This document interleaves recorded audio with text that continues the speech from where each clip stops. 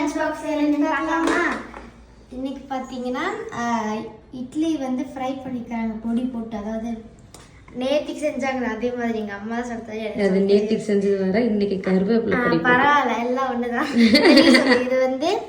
இது வந்து மாதுளப்பழம் எடுத்து போட்டிருக்காங்க. அப்புறமேட்டு கொஞ்சமா நட்ஸ் நல்லதா இருக்கணும்ட்டு நட்ஸ், அப்புறமேட்டு பேச்சம்பழமும் போட்டிருக்காங்க.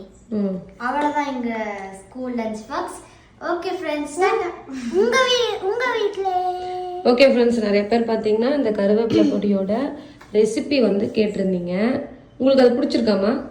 சூப்பரா இருக்கு சாப்பாடு. அம்மா சமைச்சதுனா சூப்பரா இருக்கும். சூப்பரா இருந்துச்சு. இவங்களுக்கு பிடிச்சது உங்க ஃப்ரெண்ட்ஸுக்கு ரொம்ப பிடிச்சிருச்சு போல.